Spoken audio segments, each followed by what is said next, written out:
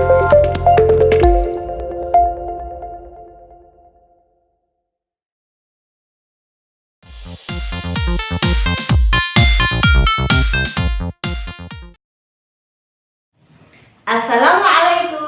warahmatullahi wabarakatuh. Jumpa lagi dengan Ibu Guru pada pembelajaran hari ini. Bagaimana kabar teman-teman semuanya? Semoga tetap semangat dan dalam lindungan Allah Subhanahu wa Ta'ala. Baiklah, pada pagi hari ini Ibu akan menyampaikan pembelajaran tema 3, subtema 2 tentang keberagaman makhluk hidup di lingkunganku, pembelajaran yang pertama.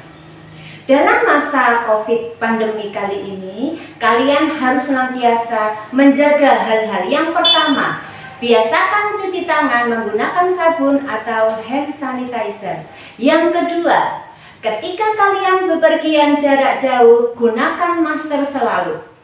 Kemudian, yang ketiga, ketika kalian bertemu dengan orang-orang, kalian harus tetap menjaga jarak atau social distancing. Baiklah, adapun tujuan pembelajaran kali ini yang pertama. Dengan mengamati gambar, siswa mampu mengidentifikasi pentingnya peran hewan sebagai sumber daya alam dalam menjaga keseimbangan.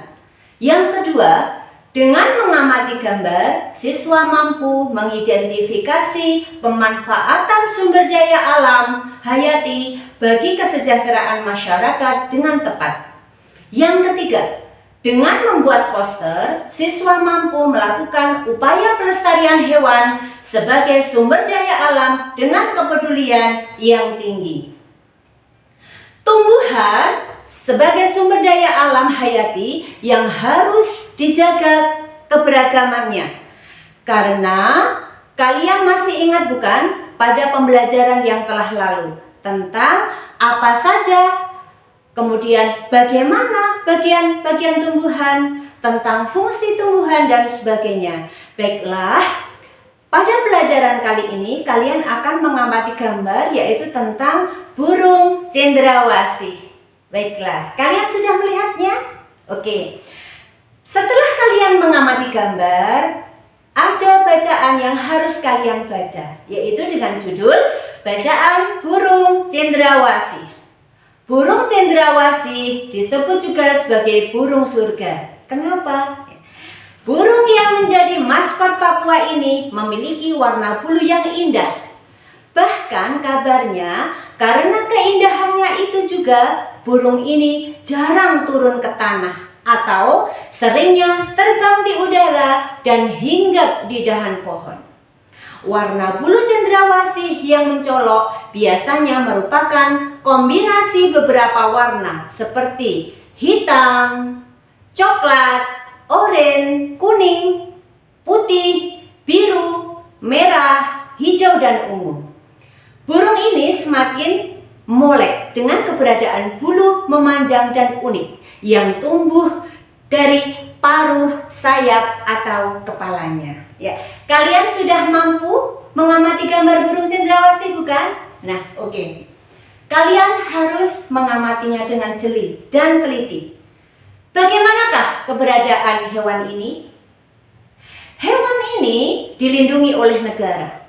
Ya, karena hewan ini jumlahnya yang semakin kesini semakin sedikit, juga terbatas. Bahkan burung cendrawasih ini hampir punah di seluruh negeri.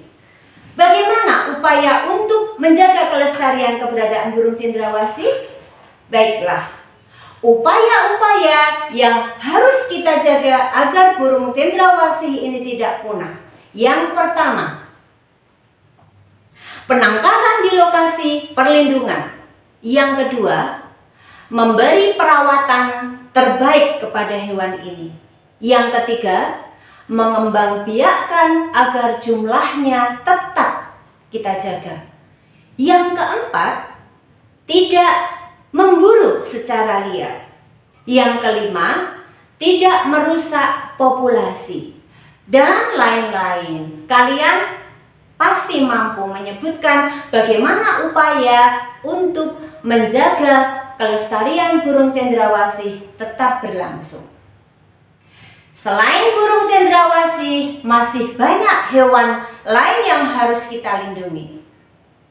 Tugas kalian, ingat, yang pertama, kalian nanti membuat daftar pertanyaan terkait hewan yang dilindungi. Yang kedua, tempat tinggalnya di mana? Apakah di dataran tinggi? Apakah di dataran rendah? Dan lain sebagainya.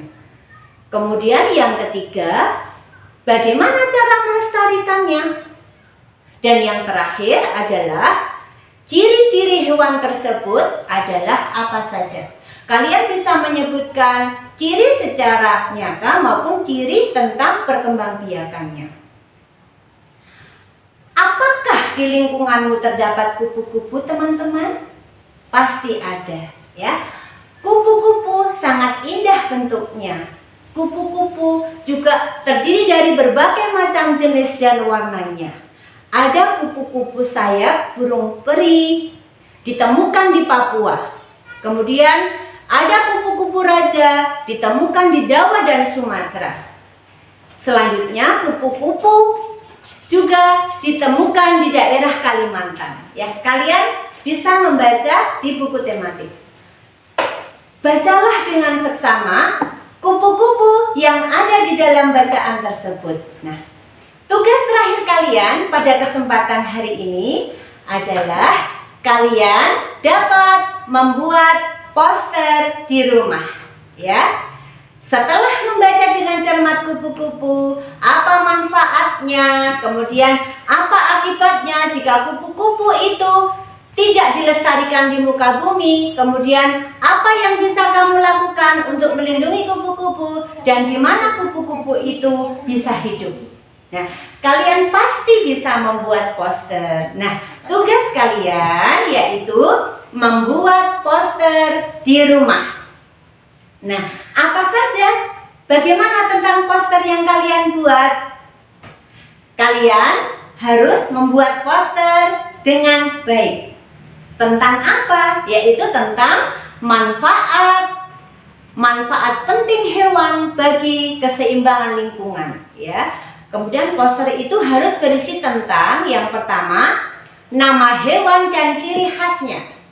Yang kedua, habitat hewan berada di mana.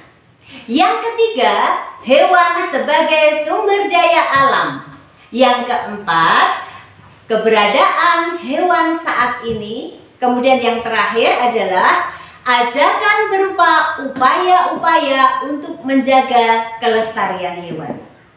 Baiklah anak-anakku semuanya, sudah paham dengan apa yang sudah Ibu sampaikan pada pagi hari ini? Tetap semangat belajar dan senantiasa semangat untuk menghadapi COVID-19. Sekian dan terima kasih. Wassalamualaikum warahmatullahi wabarakatuh.